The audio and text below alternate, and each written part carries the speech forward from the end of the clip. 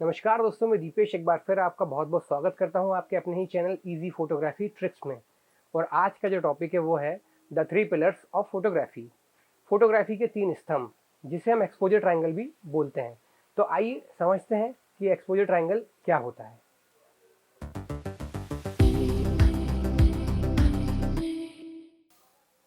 दोस्तों, मैं इसे थ्री पिलर्स ऑफ फोटोग्राफी क्यों बोलता हूँ? लगभग सभी लोग इसे एक्सपोजर ट्रायंगल बोलते हैं, लेकिन मैं इसे थ्री पिलर्स ऑफ फोटोग्राफी इसीलिए बोलता हूँ क्योंकि जिस तरीके से आपका जो घर होता है वो पिलर्स पे टिका हुआ होता है, उसी तरीके से जो आपकी जो फोटोग्राफी है वो इन तीन पिलर पे टिकी होती है। पहला है अपर्चर, दूसरा है शटर स्पीड और तीसरा है आईसो। अगर इन तीनों का आप सही कॉम्बिनेशन सीख गए सेट करना, तो आपकी फोटोग्राफी समझ लिया 50% के ऊपर सीख गए। तो आइए अब जानते हैं हम कि ये थ्री पिलर्स ऑफ फोटोग्राफी हैं, अपर्चर, शटर स्पीड और आईसो, इनको किस तरीके से यूज़ किया जाता है।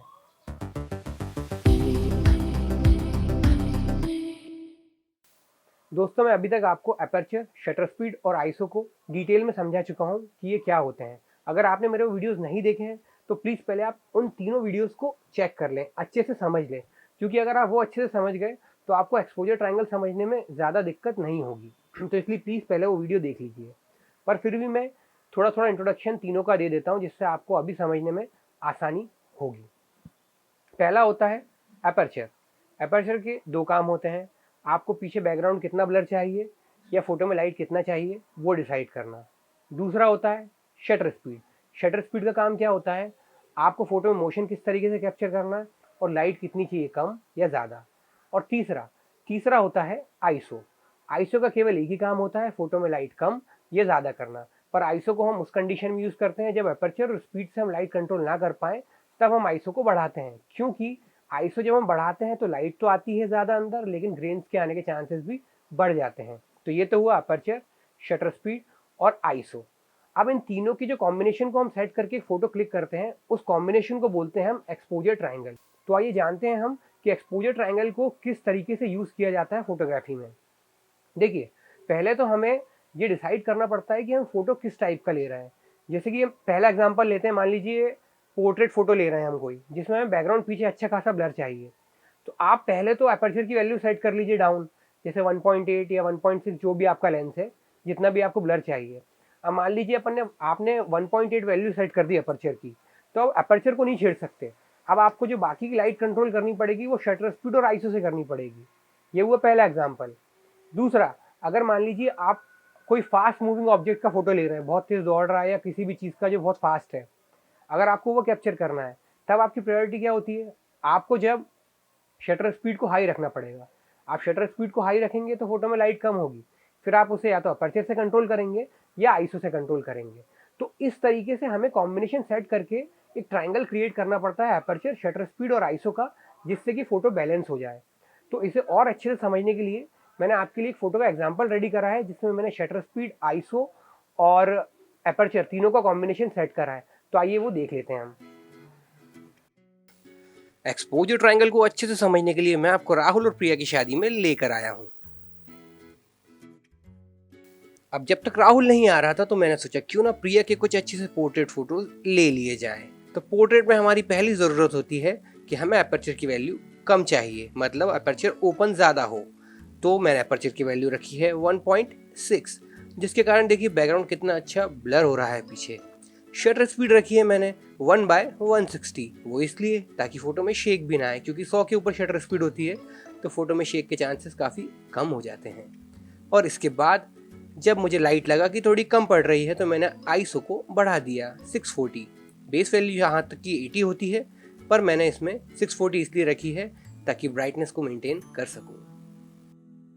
अब लीजिए, राहुल भी आ गया। सेटिंग सेम ही रहेगी क्योंकि हम सेम डिस्टेंस पे फोटो ले रहे हैं, पीछे बैकग्राउंड भी सेम है, हमें सेम ब्लर चाहिए। वही अपर्चर 1.6 ताकि बढ़िया बोके क्रिएट हो पीछे, शटर स्पीड 160 और आईसो 640।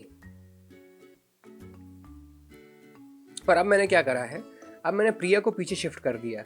तो अब इस कंडीशन में या तो मैं राहुल को फोकस में रख सकता हूँ या फिर प्रिया को फोकस में रख सकता हूँ।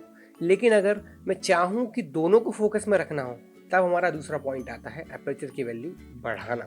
तो अब इस फोटो में देखिए मैंने अपर्चर की वैल्यू बढ़ा के f8 कर दी है। जिससे हो क्या रहा है, सभी चीज़ें फोकस में आ रही हैं, इवन बैकग्राउंड तक हल्का फोकस में हमें दिख रहा है।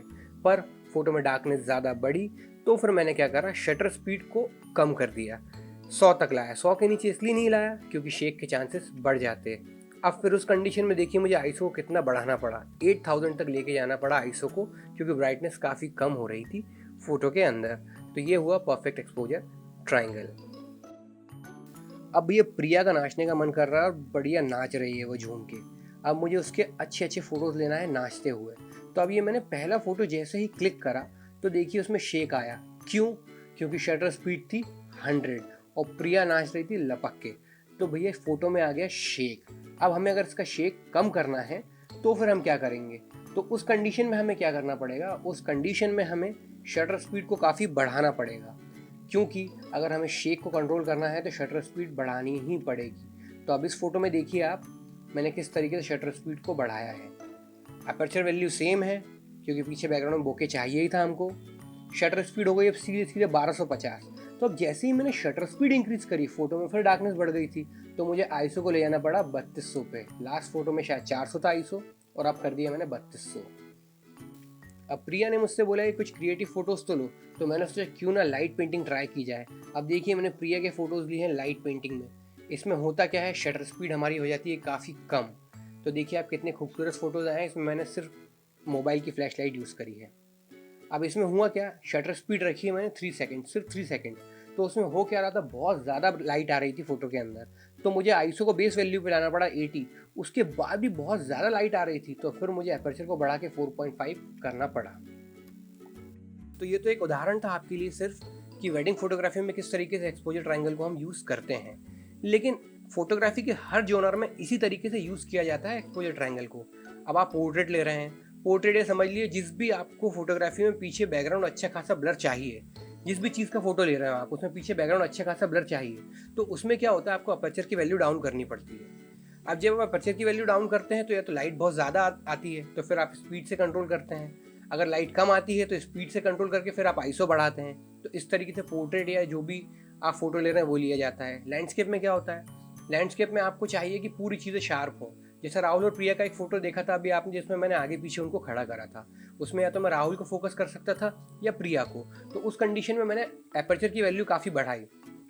तो एपर्चर की वैल्यू बढ़ाने से ये हुआ कि सारी चीज़ें फोकस हो गई। लैंडस्केप में वही होता है, नेचर फोटोग्राफी में वही होता है। हम चाहते क्या है कि सारी चीज़ें बढ़िया फोकस दिखें, तो तब हमें एपर्चर को बहुत बढ़ाना पड़ता है।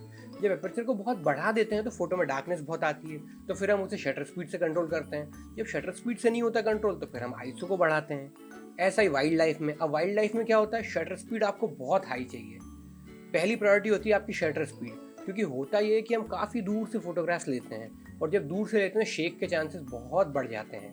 एक तो आप जूम भी करके रखते हैं काफ़ी।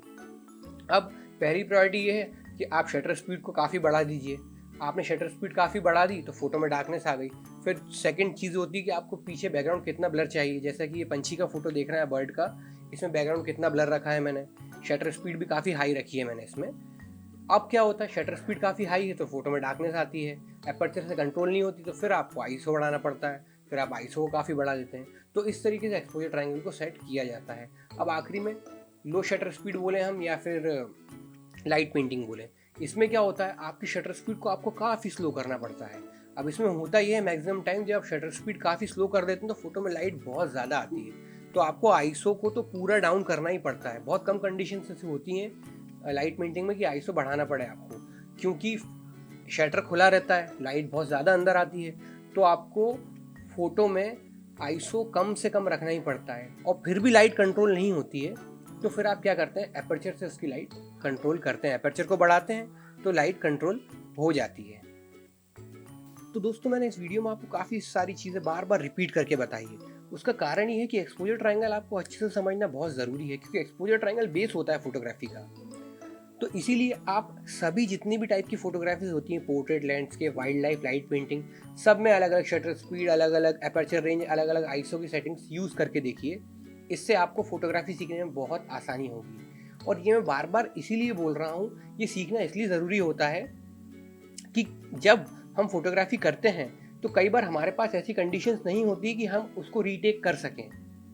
होता है जैसे वेडिंग आप कर रहे हैं, एक मोमेंट अगर निकल गया है तो वो मोमेंट बाद में आप कैप्चर नहीं कर सकते। वाइल्ड लाइफ में भी यही है, अभी बर्ड वहाँ बैठा हुआ है, आपको लेनी है उसकी फ़ोटो, या टाइगर है वो अभी वहाँ है, क्या शटर स्पीड, क्या आईएसओ, क्या अपर्चर रेंज रहेगी, वो आपको इंस्टेंट जानना पड़ता है, इंस्टेंट।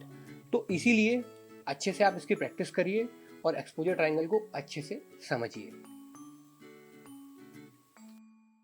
तो दोस्तों ये मेरा वीडियो आपको कैसा लगा? अगर ये मेरा वीडियो आपको पसंद आया तो प्लीज़ मेरे वीडियो को लाइक करें, शेयर करें। अगर आप कुछ मुझे सुझाव देना चाहते हैं तो कमेंट बॉक्स में लिख के बताएं। और अगर मेरे ऐसे ही अच्छे अच्छे वीडियोज़ और भी देखना चाहते हैं तो प्लीज़ मेरे चैनल को सब्सक्राइब करिए। धन्यवाद।